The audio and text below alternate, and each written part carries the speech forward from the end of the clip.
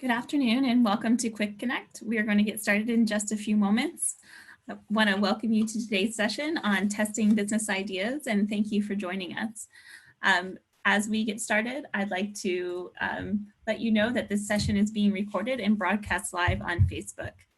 So today's topic is testing business ideas, and we have Annie Hughes from the Harrisburg LaunchBox joining us. Thank you, Annie, and welcome. Thank you.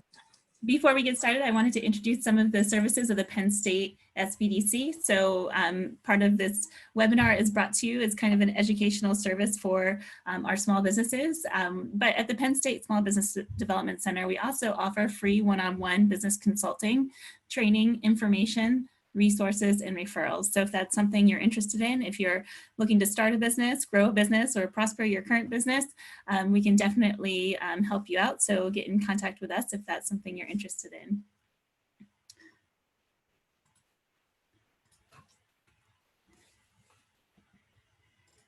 Okay, I'd like to start by introducing Annie. Hi, Annie. Thank you again for joining us.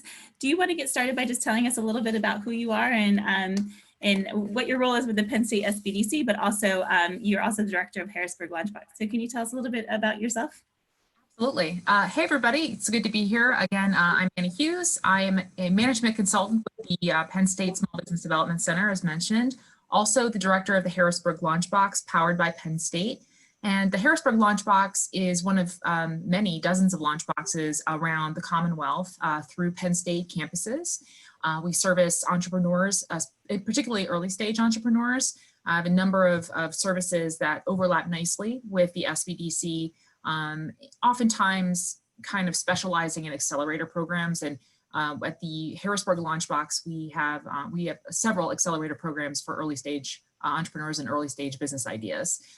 We talk a lot about lean startup and customer development models, which we'll talk about today. So this is kind of definitely in our wheelhouse. Great, thank you so much. So I know that you have, to get started, this is a three-part series that we're doing on lean business strategies. And last week we talked about the business model canvas. And if you're joining us on Facebook and this is your first session, I encourage you to go back and watch that one. Certainly don't have to come to this one, to come to this one. But we wanted to review real quick about the business model canvas. Did you want to get started there? Sure, and I'm just going to share my screen. So if you don't mind just enabling me to do that, I will flip over to my presentation and we can go over what you all learned last week now that you're experts. Absolutely. Okay, 1 second here. Let me fire this up and okay, hopefully you can see my screen now. Okay, great. All right. So business model canvas review. We're going to learn how what you learned last week ties into what we'll be learning this week. But first, let's go over the business model. So the business model canvas basically is that 21st century business plan. It's especially helpful for startups who are searching for a business model or have some elements of their business model they're unsure about or that are still hypotheses that need to be tested. And they may be unsure, for example, who their primary target customer should be. It's also helpful for established businesses who are developing new products to serve new customer needs or maybe expanding to new markets or reaching new types of customers. The model was developed, of course, by Alexander Osterwalder. This is available free on the Strategizer website if you weren't aware of that already. And essentially, the business model canvas is divided into 3 sections that build on each other. The first of which is the upper right-hand corner. That's where you should start with the business model canvas. And that really addresses the issue of desirability. Is your product desirable? Will people want it? Will people adopt it?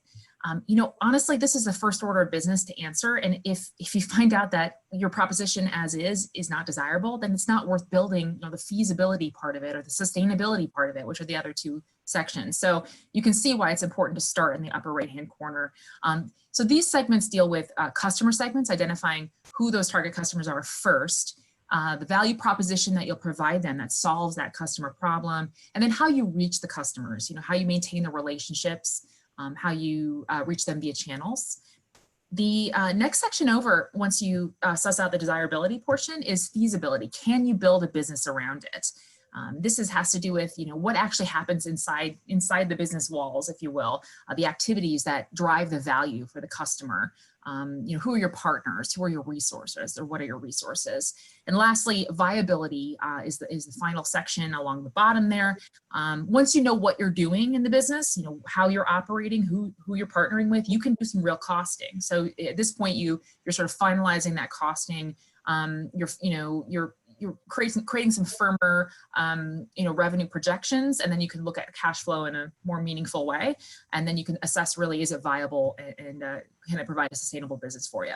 So that's what you were doing at the business model canvas. And as I mentioned, you're starting with those customer segments. You're understanding how the value proposition serves the customer problems that you've identified, and then how you keep and grow those customers, and how you reach them essentially through the channels. Okay, so now what we do with this model, and especially if you are a startup searching for that business model that will work, or you might be an established business, as I said, and you're developing new products and you're kind of searching for, the value proposition that's going to attract those customers. Really, everything you put on this canvas, it's important to think of it as hypotheses until they're tested. They're guesses. They might be informed guesses, and you guys know your customers better than anybody, but until they're tested, it's really important to, I think, adopt this idea that everything on here is a hypothesis. And so the question is then, how do we turn these guesses into facts? Well, that is the lean startup process, and we'll get into that process in a minute, and what exactly it entails and how you might adopt it. Does that make sense, Elizabeth? Are there any questions about? Yeah, no, I think that was really great. After our business model canvas conversation last week, was able to go with a client and do a business model canvas on their competition. So that was really helpful in understanding. It's a startup in the area. So, if you're a startup and you're kind of wondering how to do a business model canvas, I think it would be a great one to start by doing one on your competition, reverse engineering kind of their partners and their customers and those kind of things, how they make money, and then kind of learning where you fit into that spectrum. I also think it's important for identifying pivots, right? Right now, as we're talking about COVID, if you start through the business model canvas, we talked about, identifying areas that maybe, your revenue streams that you can make more money, right? And so the business model canvas is great for that. I do think that, as you said, everything's a hypothesis. And so maybe the next place we need to go is talking about how do you test those ideas? So maybe you do identify a new revenue stream, but how do you test whether or not that's going to work? Yeah, absolutely. I love the idea too, by the way, of doing this for your competition. I always say to our cohorts or accelerator programs that it's your job to become an expert in your competition. Understand their strategy, hopefully better than they understand their own. Absolutely. So, what a great idea that is. And one thing that the business model canvas doesn't address on the canvas is your competitive differentiation. It's implied that you've done that research, as you are identifying your value proposition, but it's not actually, there's not a square for it. So I love that idea of kind of supplementing your own canvas with the competition. But yes, we can definitely talk about what to do with those hypotheses and how to test them next. So yeah, I'll get right into it. Okay. Cool. Okay, first, let's do a little comparison. I like to call this a tale of two startups, but it might be a tale of two product development processes too. So depending on who you are and who you're joining us today as. So the kind of traditional way of approaching, starting a company or launching a new product was very much sort of product driven. And that we'll call that the 20th century startup design, where, there's a product vision, then, the company builds a product and then they go and find customers. The problem of finding customers comes at the tail end. It's almost like an afterthought. That doesn't work very well. That has a high failure rate, as you can imagine. The customer-driven design is the 21st century view of product development and startup development. It starts with a deeper understanding of the customer and what the customer's needs or problems are, because really a product or service is a solution to a customer problem. That's your reason for being. That's why you exist. That's why someone's going to want you. So it's you could either think of it as a solution to a customer problem or or addressing a customer need, basically addressing, solving a customer need. So the way to go about it then is to start with a deep understanding of the customer needs, build a minimum viable product, which would be a representation of the value proposition. And it doesn't have to be a full prototype, and it certainly isn't going to be a full product, right? Because that's getting ahead of yourself. But it's really creating the simplest form, the value proposition that can be tested with target customers. That's the point of it. So make sure it can be tested with target customers, and then you put it in front of your target customers. You watch them. You let them use it or absorb it or interact with it.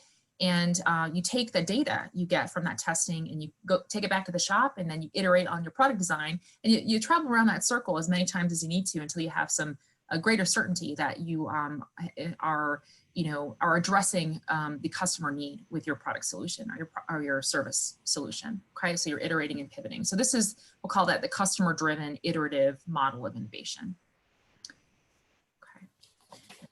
So this all relates back to lean startup methodology. This is why we're here today. And that's a methodology that was popularized by Eric Ries and Steve Blank.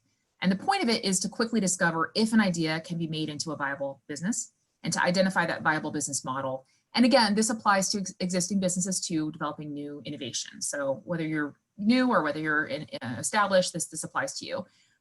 The point is to do it all in a way that shortens the product development time and de-risks the business building process. So it helps the entrepreneur to spend less time and probably less money building their product by enabling them to test and get customer data throughout the product development process. And then the entrepreneur can then take the customer feedback back to that shop, iterate the product and test again. So by the time they're ready to produce a big batch of it and launch in a big way, they've significantly minimized the risk. And the hallmark, of course, of the lean startup process is that concept of the MVP that we talked about a minute ago. And as I mentioned, that's the smallest thing that you can build that delivers customer value so that you can test it with real customers. And all of this lean startup process, it also dovetails into what we call the customer development model.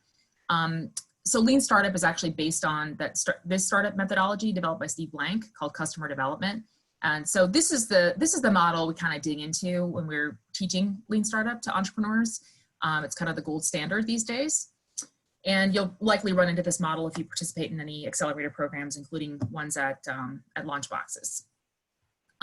So the point of this model is it's divided into two main sections. One is where you're searching on the left-hand side, you're searching for a business model. And when you're searching for a business model, you're searching for something called product market fit.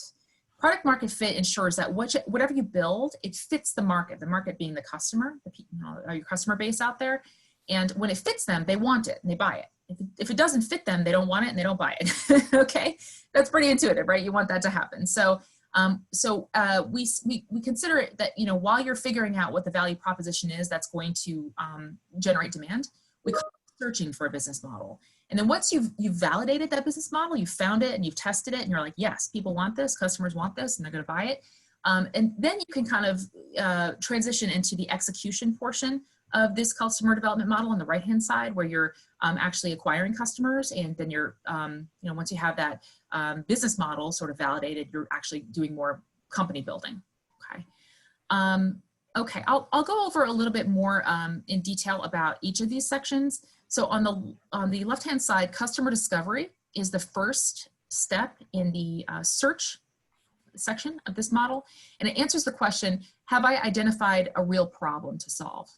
So it has you, through doing lots of customer interviews and customer research, it has you test the hypotheses around the customer problem and also who the target customer is. So you're kind of validating those core deep business assumptions that if any of them were untrue, the whole business model would fail. So it's a very, very important foundational part of the process. And this is actually the part of the process that we dig into the LaunchBox's Idea Test Lab Accelerator program. It's a customer discovery intensive. Once you've satisfied customer discovery, you've validated that you've identified a real problem and you know who your target customer is with this problem, then you've identified a value proposition. And so maybe you've drafted that value proposition. A value proposition doesn't mean it's a product design. I mean, the product design, actually, the final design is to be seen, but more it's an identification of what the value is that the customer is looking for to solve their problem, right? So you have that draft. And then really it's about testing Does that solution adequately address the customer problem? That's what you're testing in customer validation, which is step 2. And this is where the MVP testing lies. And so you may go around this little customer discovery, customer validation loop, and you may pivot. More often than not, entrepreneurs are pivoting throughout this process. And as you're searching for that business model, you're traveling around that circle of customer discovery, customer validation, searching for product market fit. That's how to interpret this graph. And then once, of course, you've validated both of those, you can get into customer creation, whereas you're creating and executing your business plan, and then ultimately company building, where you're actually scaling up, if you will. Okay. Some of you might be thinking, boy, this is complicated. Why do I need to do all this? Do I really need to spend all this time and effort to understand the customer? I know my customer, I know the problem. Isn't that enough? Well, I don't know, maybe, but likely it's not. Because business ideas and business model drafts are very, very likely to be wrong and to fail. This is a slide that I show our cohorts in Idea Test Lab and the LaunchBox Accelerator programs. And it states really that 97% of all documented business ideas fail, and that 75% of all venture capital backed business ideas fail. And this has been in the last about 5-6 years. This data was collected. It doesn't mean that somebody's launched and then they go under and then they quit. It's more that the original idea that someone came to the table with, they find that some of their assumptions were not true, and so they've had to pivot, or they might have failed. But basically, what do you do with this information? Well, you should expect that some of your assumptions are wrong, and they need to be tested. That's kind of what to take away from this slide. So another way to think about it, top 10 startup mistakes. Number 1, building something nobody wants. Top 10 reasons startups fail. So it's not because the product doesn't work. Actually, the product generally works great when people come to market. It's because the founders don't understand the customer problem. They don't understand the customer need. And so they don't build the right product to fit the problem. And this is the product market fit problem I'm describing. Okay, so by far and away, it's product market fit problems that cause startups to fail. A great example of this is the Segway, which, by the way, just this year, I think a couple months ago, has ended production. Okay, I don't know if anybody's ridden one, but if you have, it's probably, you probably don't own one. It was probably as a tourist, or maybe you're a mall cop. I don't know. But this machine was not designed just for mall cops and tourists. Originally it was designed for really to take on all kinds of transportation forms in big cities. It was intended for everyone. So what's the story here? Well, in 2001, it raised over $100 million in development, and they projected sales of over 10,000 units per week when this thing launched. It's a lot. It was expected to revolutionize transportation, particularly in dense urban cores. This also got a lot of hype before it came out. Some famous venture capitalists said that this will be more important than the internet, that the Segway will rack up $1 billion in sales faster than any company in history. And also Steve Jobs thought it would be bigger than the PC. Well, I think we all know it was not bigger than the PC, but what happened? At the end of 2 years, it only sold 6,000 units total. So not 10,000 a week, 6,000 total. Okay, so massive failure, hugely hyped, big failure. What went wrong here? In a nutshell, and this might be oversimplifying, but in a nutshell, there was lack of clarity about customer and who the customer is and the problem or need to be solved. So the product didn't fit the market need in a way that was expected. And so there was this product market fit problem, which created low demand and low sales. Okay, whoops, sorry. To get into it a little bit more, there were some big problems with regulation that were not tested, mostly where people could ride this, whether they could ride on the sidewalk or the roads. A lot of cities said not on the sidewalk. That created problems with usage. But more than anything, there were there was a lack of understanding in the customer and what they were looking for. And so it just didn't resonate with people, and people just didn't buy it. There was also some needs with, or some problems with the design. It was perceived as dorky. I mean, people didn't like the way they looked on these things, so they just didn't want it, didn't buy it. It was positioned for the general population without kind of a clear target market. which is like for anybody living in cities. And for any of you who work in advertising, you know that's a terrible idea as a communication strategy. It's not specific enough. So if people don't understand who it's for and what it's for, they just reject it sometimes. And finally, it didn't significantly improve upon the other transportation options for people in cities. A lot of those transportation options that are free are low cost, like walking or riding a bicycle or taking public transportation or even taking cabs back then, not that expensive, right? I mean, this came to market at $5,000. So was it significantly better enough for people to switch? That wasn't really tested adequately. And so essentially, this was a product failure. And then, of course, the fellow who bought the design, the kind of rights to design, he died on a Segway. I mean, just this whole this whole thing is cursed, right? So it was a bad idea from beginning to end. So let's not let this be you. But essentially, product market fit helps you test your key customer assumptions. That helps you sidestep some of the problems that the stories like the Segway had fallen into. Basically, who is it for? What problem or need is it fulfilling? Is it a real and significant unmet user need? That is the user interested in a new solution? This is a big one. Was a user interested in an alternative to walking or taking the subway? In this case, is it better than the alternative solutions? So is there real incentive for the user to switch? Are they really dissatisfied with walking and taking the subway? Where they're looking around for another alternative. And then finally, can users buy it and use it where they want to and need to? And this is related to, the issues of regulation, like where they could ride it. It was undesirable to ride it in the road for a lot of users, and so they just didn't buy it. So kind of sussing out all these key important questions, right? Clearly this wasn't done well enough for the Segway. So, but following this process for yourself will help you identify these key assumptions and test them so that you're not caught unawares. So don't let the Segway be you. This was definitely an example of building something that nobody wanted. Okay.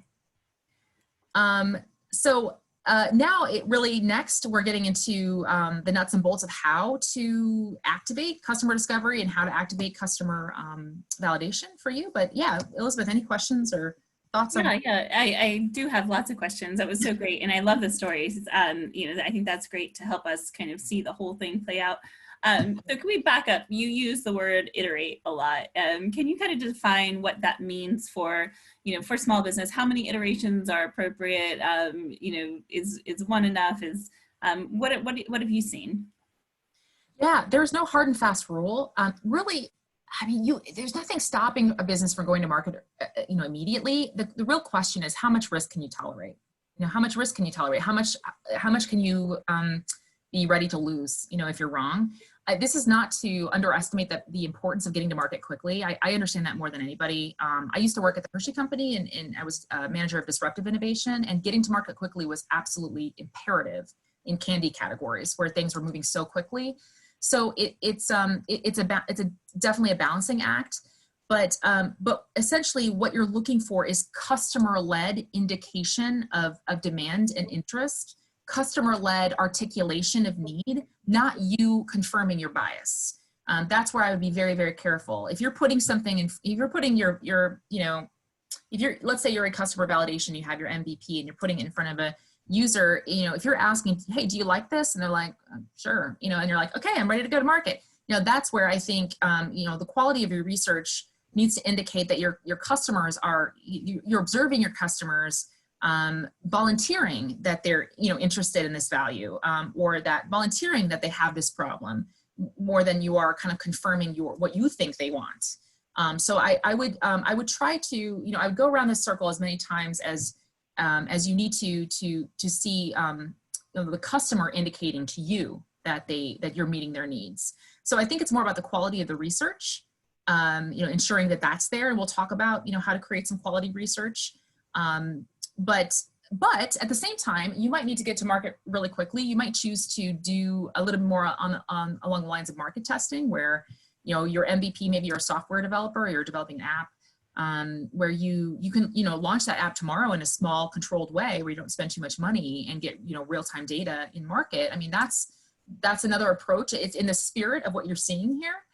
It's about getting real data from real customers And then expecting, I think here's the thing that you were asking about, iteration, expecting to collect that data from real customers and expecting to make updates to improve your design. That's something you want to set yourself up for. So what does that mean? That means that you want to set up ways to collect data from customers, make sure that that's part of your product development process, is like, how are we going to get, customer data? How are we going to work in this testing into our product development timeline?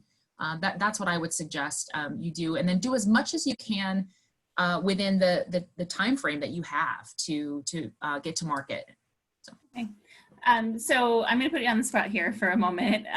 What if I am, just trying to start a hair salon, and I'm trying to figure out, exactly who my target market is. And so when we say about iterating, how would that play into something as basic as that? Yeah, so iteration for a hair salon. I mean, okay, so when I think about a hair salon, the unique challenges for that type of business model, I think about differentiation.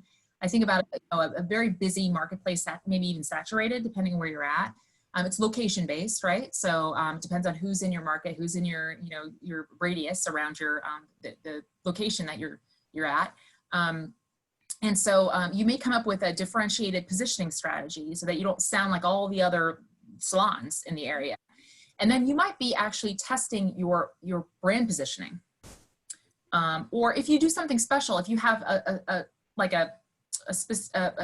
special set of, I'm struggling for the, I haven't worked with a hair salon in a while, so I'm struggling for the terminology, but like services. I mean, you have like a specialized set of services that's unique from other competition. You may test those via marketing and promotion and see how people react to them.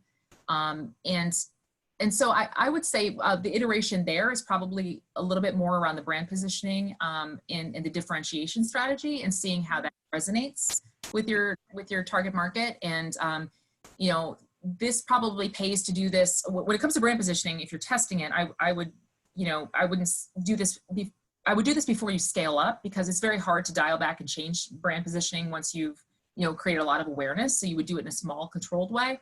But I would think that'd be a large part of that kind of that MVP strategy for that particular type of business. Absolutely, yeah, I do see that too as well, and a lot of hair salons are getting endorsing product brands too, and understanding what products identify with their customers might be a form of iteration too. Testing out different things. Yeah, they're willing to pay this price point. They're not willing to pay this price point. That's an important. Different iterations that could happen even while you're in business. So you also spoke about this search and execution. So is there a time frame? Like, how long should I spend searching, and how long should I spend executing?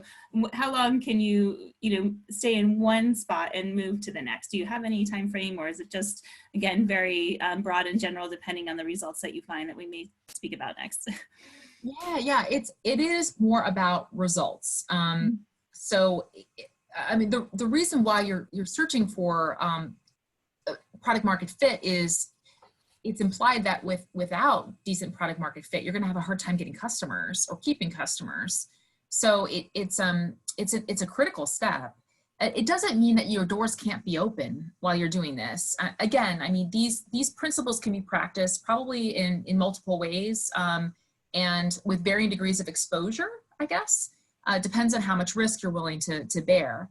I would suggest just, overlaying this process with whatever timeline you need to sort of work with. If you're launching a product, you might need to get it out the door at a certain point. And you might do a hastier version of this and just bear a little bit more risk in market. And really, then you'll get your results when you launch it, right? To see if you've achieved product market fit. And that implies too that you've executed well. So, I mean, this, one of the first things to look at is, if you're not achieving product market fit, is how is your product execution? Like, is everything looking good there? Then it may be a strategic problem you're having. But yeah, there's no hard and fast timeline, unfortunately. I'm sorry, I can't. No, I think that's important too. I wish I could get a crystal ball. Yeah. Yeah. I think for, it is kind of something that needs to be very fluid for the business owners, and you're going to speak about how to know when it's time to move on to the next, the next level. But I actually have a client who has a product that did very, very well at launch. But then, maybe, the excitement has fallen off or something like that, how can she back up and kind of test her idea in retrospect? Do you have any ideas around that? Oh yeah, yeah. I mean, you can absolutely at any point set up product testing. You can set it up kind of in an artificial way where you're creating a test scenario. You're getting a bunch of sort of test subjects together. Whether it's putting the live product in front of them, whether it's putting a product concept in front of them, which is on paper. Describes maybe the product, provides maybe a product rendering. If we're dealing with physical products, I mean. Services, same thing. I mean, there's a lot of great examples actually, and this is more on the MVP side. But I would encourage you all to go online and search for famous MVPs or MVPs for big companies, and you'll see how some of these bigger companies tested out their concepts before they built the products and or services. You have like something like Zappos, just 10 or 15 years ago probably now. But, and this is before online purchase of clothing, sight unseen was big, right? And now everybody does it. But back then it felt risky to users because you didn't buy shoes online that you couldn't try on. That didn't happen, when you were mostly shopping in brick and mortar stores. So this was a novel kind of idea that they were testing. And it's so funny that the founder tested the concept by going to a shoe store, a different shoe store, like brick and mortar, taking pictures of shoes, loading it on his own website and trying to sell the shoes via the picture, and then going to the store, buying them and shipping the shoes. And there was very little or basically almost zero investment in that except for the website, right? And he was running around on the back end, right? But he was testing the concept and, to the customer, the concept, it wasn't perfect. It wasn't like the fully formed platform and the e-com and all that. But the concept was tested with the customer in a way where he could assess, are people getting value for this? Are they interested in it? And really that was, when he had enough data points showing that people were interested in this concept, that was when he felt comfortable investing in building it. And so, in terms of how many data points, how many people, how many yeses or how many delights or how many customers you're testing with, again, that's up to you. In Idea Test Lab, we have our cohorts interview 40 customers. So they're looking for 40 data points. And some programs have, folks test, 100 customers in the customer discovery portion. And then it's implied that there's going to be more testing in the customer development portion where you're testing your MVP. It's in dozens oftentimes are what customers are what businesses are advised to do in terms of their testing. But if you have a high risk proposition, you probably want to do more. That's a great note to make. Okay, I have what you just said about risk has been something that all our small businesses have been worried about right now, because eliminating risk is going to help you keep your revenue going, keep it even. You're not going to be going into debt. So I think you just hit on a huge point for a lot of small businesses, even startups. You want to eliminate that risk, especially in this time of a pandemic, to make sure that your product is going to launch, your service is going to be well received. So one last question before we move on, and I keep putting these timeline questions at you, and it's not necessarily because I want to date like 2 weeks, 3 weeks, but maybe it's more of a signal. But you mentioned Segway and how they didn't make a pivot, and they really ran into some huge problems. So is there like some point or some key signal that it's too late to pivot, and that maybe you should just quit and drop off? Oh, I don't know if it's ever a question of too late. It's more of, am I completely on the wrong foot or not? When it comes to a pivot, I think the Segway could have saved themselves. So my understanding of what happened with the Segway, based on what I read, is that the inventor was so paranoid about someone stealing his ideas that he kept the ideas very close to his chest, to the detriment of doing market testing, due diligence with market research. The concept of getting people around urban environments easier and faster, that's a real need. What was missed was what solution is adoptable, is attractive to customers. That one wasn't tested well enough because the solution they came up with was not acceptable. But you know what solution these days is highly adopted and very successful? Electric scooters. Serves the same need, serves the same customer, better design, and was adopted, and they're hugely successful. I was just in DC over the weekend, and they're everywhere, right? People just leave them everywhere. I mean, but that means they're being used, right? So if the Segway could have rather kind of like pivoted their design towards something that was more adoptable and attractive to users and didn't have those barriers in place that I mentioned, they probably could have done better. I mean, that's a big assumption to make because this was also, you know, many years ago. So, and yeah, so they came to market with something very novel too. They came, I mean, even the design for how it operated, like leaning back and pressing forward, was kind of counterintuitive for people. There were lots of like little details that prevented people from really adopting. It's not, but I would say it's never too late to pivot. You know, I mentioned I work, you know, at the Hershey, I worked at the Hershey company many years ago. You know, large companies like that are always collecting customer data on existing products, even ones that are decades old, and making updates and iterations refreshing, especially when the competitive landscape is changing. And you should fully expect your competitive landscape to change as new consumer behaviors or customer behaviors change over time. And then also as your competition reacts to that. So you should always be collecting data and expecting to make little updates. If you're developing a product, however, and you know, even if you're ready to launch it and you have concerns about, you know, you have some concerns about, like, I don't know if this is going to sell, you might choose just to test it in a small way in market and see how customers react to it, and then scale up from there. I mean, and people are basically practicing these principles all along the product development process and even post launch. So I would never, you know, I wouldn't ever think of it as like a, this process only exists in certain portions of my life cycle. The spirit of this, of testing and learning, should be, you know, baked into every part of your life cycle of your business. I like that idea. And especially, you know, you kind of mentioned how perhaps, you know, we're making assumptions, but Segway did keep, you know, his ideas sort of secret and didn't test it enough and, you know, really understand his customer well. And that could have been, you know, some of the problem, but also that it's never too late to make the pivot. And, you know, he had a maybe brand recognition at that point because it was a new and novel idea. And if maybe he was open to the idea of reinventing into an electric scooter, you know, they may be still around, you know. So yeah, I do like that idea. And of course, just to remind everybody who's listening, I mean, what do we do this for? It's to eliminate risk. And I think that really speaks highly to business owners, because that is the thing that keeps you up at night, keeps your heart in your throat. You know, when you're trying to run a small business, you need to figure out how to eliminate risk. If you've thrown all your eggs into one basket, this is really important to kind of drive home that you're testing those ideas and you're making sure that, you know, and if you're wrong, you're wrong, and you're moving to another iteration, as you would say. I'm gonna let you continue, because you have some ideas on what to do next. So you've tested your idea, and then what do you do with that? You know, once you've tested, how do you know where to go next? Sure. Okay, so for customer discovery, I'll just dig in a little bit for how to manage this part of the process.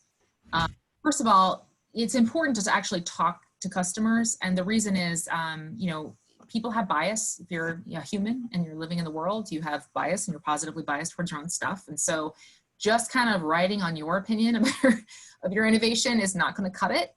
So getting out of your office and getting out of your room and talking to real customers, whether they're live or via Zoom or however you need to do it nowadays, will get you so much further. We always say in, you know, our accelerator program, get out of the building. This is actually something that Steve Blank is quoted as saying. So you got to get out of the building, get out of your office, and talk to real customers and interview them, basically. The whole point of this is to fail or to figure out, I'm just kidding, not fail, but it's to figure out where you're wrong. You want to fail fast. So you want to take your, you know, identify your biggest business assumptions that your business model rests on, and kind of look for the weak points. Look for the points that where they're incorrect, and find those right away, because they are there. They are there. They might be big ones, they might be little ones, but you're not right about every assumption you're making here, and it's very critical that you find out where the weak points are. Okay, so the whole point of doing this customer research is not to confirm your hypothesis. So as you actually go into these customer conversations, I would suggest you kind of you take the reverse perspective, which is not to search for where you're right, but rather search for where you're wrong.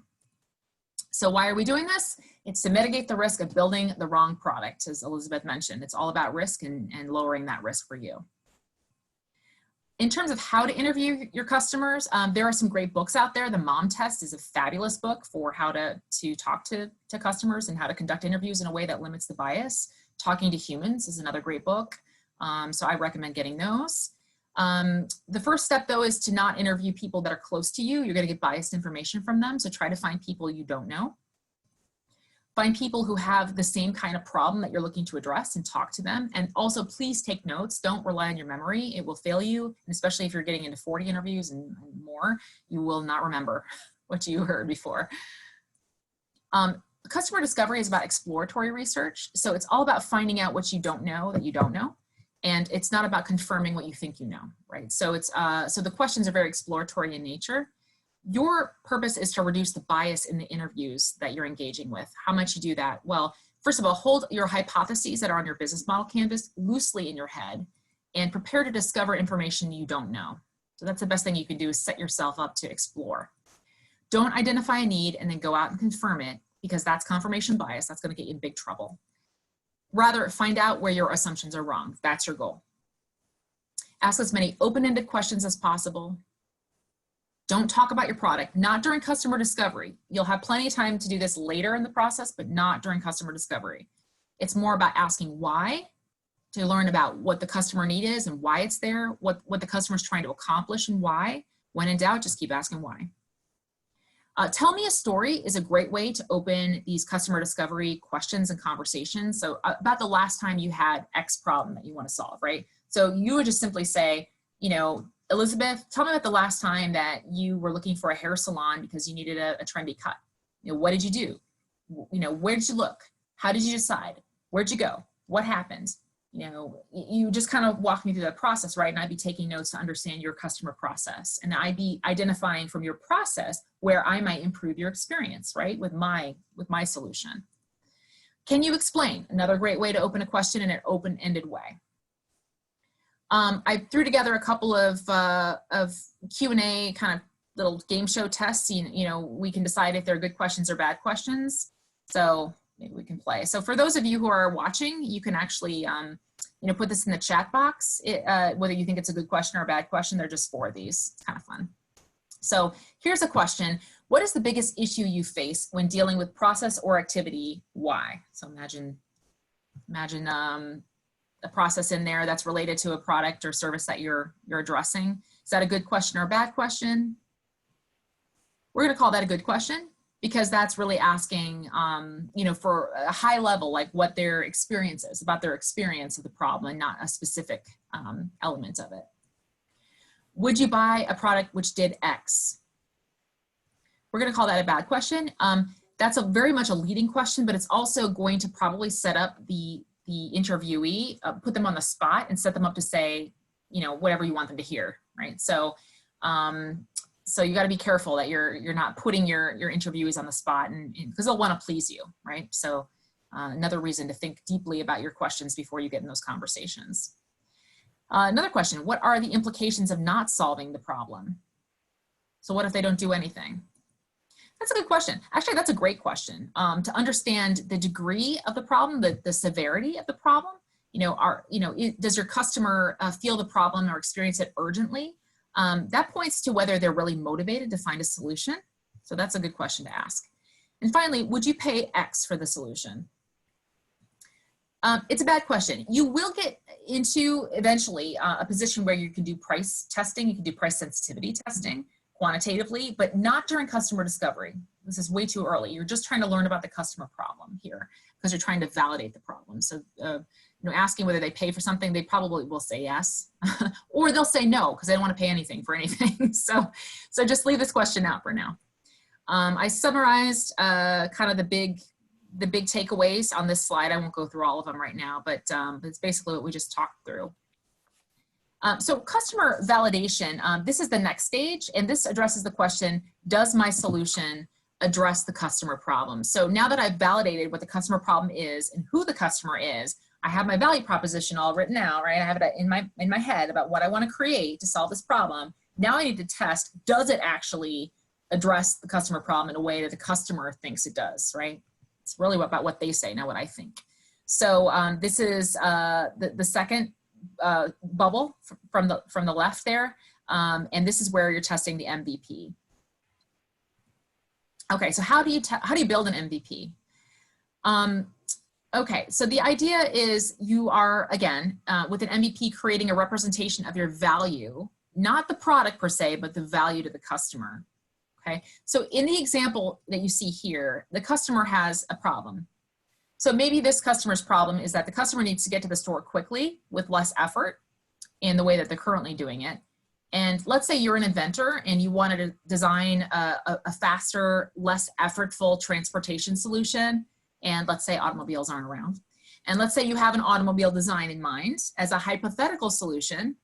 If you wanted to test that, would you, as in the top example there, be just testing a single wheel at a time? No, I mean, that wouldn't make any sense. Not only is a single wheel not functional, I mean, what can a customer do with a single wheel? But it doesn't provide any experience of the value of an automobile. What you'd want to do instead is test the different levels of experience with the value. So let's look at the bottom section here. So the first thing you might want to test is better transportation. So a set of wheels, faster than walking, right? Does that serve the customer need in a satisfactory way? Then you might improve upon that with improved control. You might now add some handlebars to your wheels and see if that is driving value for the customer. Then you may want to increase the distance and lower the effort that's required for your customer to use your contraption to get around.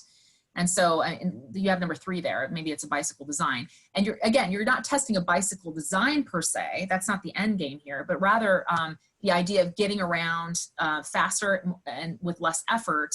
And that's what you're testing in number 3. So you're seeing if that's solving the problem of the customer. And then you might choose to motorize it for even more distance and even less effort. And that's in section 4 there, and see if that's solving the customer need in a way that it appeals to them, that they would actually adopt. And finally, then you might throw like that hot body on there and a little, horn and a radio and whatever else is in your design to see if that is actually, again, solving the customer need in a way that satisfies them, right? So this is how you're testing the MVP and you're building on it. So the MVP might actually be number 1 there, which is the skateboard. But then you're building on it over time. And this actually helps ground you in what's really important to the customer.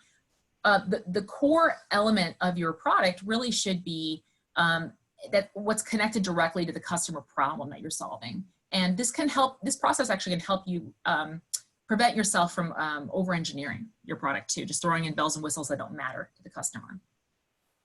Okay. Again, your job is to fail fast and to figure out where you're wrong. And this is a great way to learn how to do that, testing and learning and using an iterative product development model. And that starts by testing that MVP. Yeah, okay, that's, I think, all I have for that section. What do you think, Elizabeth? What kind of questions do you have? Oh, there we go. Yeah, so I definitely think the good question, bad question is a good game to play. And I would encourage anybody who is thinking about doing customer discovery to get in with a business consultant if you're kind of confused by that, because we can help you like, hey, yeah, that's a good question. Not so good. So that was a great point. I want to drive home the idea of the mom test and talking to humans, and just the idea of talking to customers. I mean, we all do it. We, as business owners, we talk to customers, but learning to do it well and learning to do it to gather information is so imperative. So, everybody that's in business has a customer. And so if you read these books, and I think they're even available as PDFs so you can get them instantly. If you read these books, you'll learn to kind of do customer discovery without even knowing you're doing it. So you can have a conversation with a customer and then leave that conversation and go and take some notes down, and you've got customer discovery done.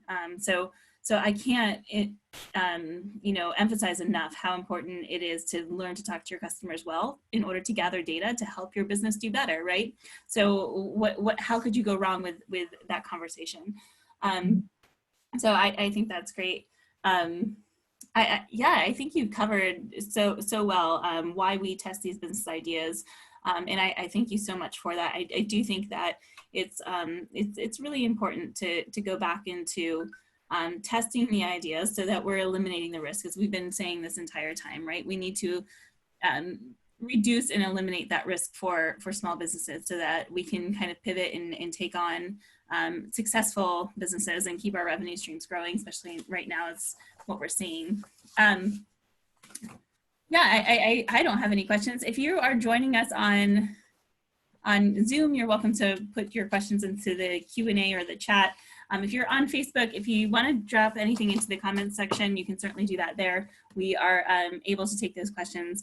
I'll give everybody a few more moments before we finish up to drop those questions. And I am going to actually take over the share screen. Well, actually, if it's okay with you, Elizabeth, there's just one or two more things I wanted to share real quick about some resources that, you know, if you're in this stage that you might be interested in. And one is that there is a program coming up through the LaunchBox in November called Startup Challenge. It's November 13th and 14th. And if you have an early stage idea, whether you're in business with an early stage product development idea, whether you're an aspiring entrepreneur with an early stage business idea, and you're not really sure what to do with it, or you want to put it through this process and you need a little structure around it, I encourage you to apply for this. This is the application period opens tomorrow.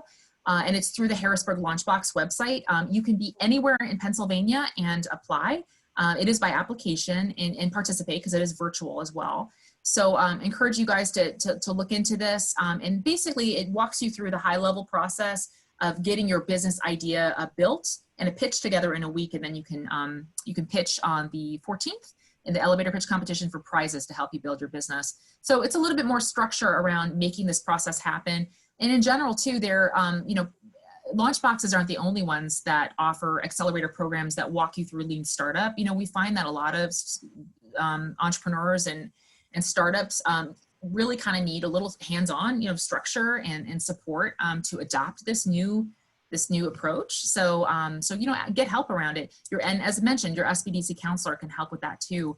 This is the gold standard for product development and startup these days. So just a little shameless promotion there. We also offer the Idea Test Lab Startup Accelerator. That'll be in winter coming up. But yeah, you can see what other programs we have to offer through LaunchBox on our website. So that's all I got. So feel free to take it away, Elizabeth, and we can also answer some questions. Well, we don't have any questions coming in, so I'm going to go ahead and finish up. Okay. Again, thank you guys so much for joining us on Quick Connect today. And thank you to Annie Hughes from Harrisburg LaunchBox, also working at the Penn State Small Business Development Center as a management consultant. She's a great member of the team. So good to have you and chat with you and hear a little bit more about what you're passionate about. So thank you so much. Coming up next week, we're going to do our third and final session for Quick Connect. We'll be doing the invincible company. So if you're in business and you want to learn how to be an invincible company, how to make sure that you are prepared for any type of disaster, this is the webinar for you. We will work through ideas of making sure that you are prepared before anything even happens, downturns in the economy, revenue declines, any type of disaster, that you're already prepared. You can join us on online and sign up for consulting or training services free of charge at sbdc.psu.edu. You can also contact us by phone or send us an email. We'd be happy to connect with you. As Annie mentioned, getting with a business consultant and working one-on-one can kind of help drill some of these techniques home. I know our small businesses really appreciate kind of working through these kind of gold standard techniques, taking their business to the next level. So if you're interested in joining us for one of those, please consider reaching out to us and we will get you connected with a proper business consultant for your industry. You can also follow us on social media. We have Facebook, LinkedIn, Instagram, and Twitter pages. We drop so many great resources. If you were in Center County and you had we're just participated in the county grant. We were keeping everybody up to date on those. So you want to stay kind of in contact with us. We will make sure that you are able to get the most up-to-date information for your small business there. So again, thank you for joining us. Thank you, Annie Hughes from Harrisburg LaunchBox for joining us. And we'll see you next week for the Invincible Company. And we'll talk about ways to make sure you're prepared to stay green in your revenue stream. I think I just made a rhyme there. All right, guys, we'll see you next week. Have a good one. Bye-bye. Thanks. Bye.